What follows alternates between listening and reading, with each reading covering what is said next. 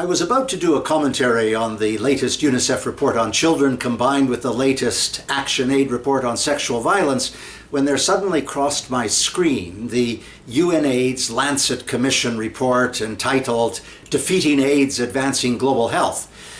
Now, naturally, my approach abruptly shifted, and you will know that UNAIDS is the organization which coordinates the UN's response to the pandemic, and the Lancet is the preeminent scientific health journal in the world, and naturally this Commission report on defeating AIDS will be seen to be pretty definitive at this moment in time as they assembled experts over the last couple of years to look at the state of the pandemic. Quite naturally, they started off by indicating the significant progress that has been made over the years, and there's no gainsaying that. One would be foolhardy to pretend otherwise. But they also point out early on that there are 2 million new infections every year and 1.5 million deaths. So the situation remains appalling. And apparently, in order to achieve the end of AIDS, as they like to use that phrase, by 2030, the next 5 years are absolutely crucial. And that will require a huge increase in expenditure. I didn't realize it exactly, but apparently we're spending now $19 billion a year in the response to the pandemic. And the Lancet Commission report says we will need $36 billion a year, nearly twice the number, to achieve major gains by 2020. Otherwise, the numbers of infections will continue to rise and the numbers of deaths will continue to rise. And what they indicate is pretty distressing. They point out that even using the World Health Organization current guidelines, over 10 million people require emergency treatment right now.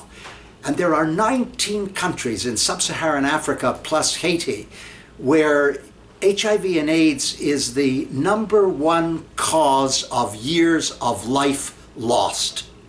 And in South Africa, there are 1,000 new infections every day.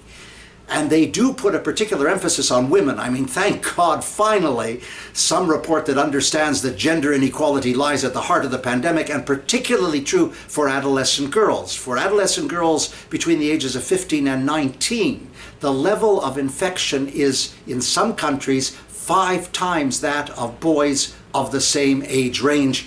And indeed, for adolescent girls, the infection begins 5 to 7 years earlier than it does for boys.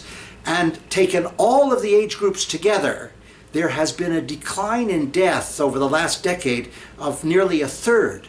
But for adolescents, particularly adolescent girls, the death rate has gone up by 50%.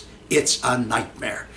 Now, naturally, there will have to be an emphasis, as the report points out, on the high-risk groups, the men who have sex with men, the sex workers, transgender, injecting drug users, prison populations, but the highest risk group of all, rarely identified in that fashion, are women and girls. And that's where this report could be enviable and useful. For those of you who think that we're at the end of AIDS because of all the public relations guff to which we're exposed, I remind you that since the pandemic began in 1981, 34 years ago, there have been 78 million infections. That's larger than the population of Germany, much larger than the population of Italy, the United Kingdom, and France. And 39 million people have died. That's a 50% death rate. It will take an Herculean effort to bring the numbers down and to provide the prevention and treatment necessary. That was last week. In fact, last hour. I'm Stephen Lewis.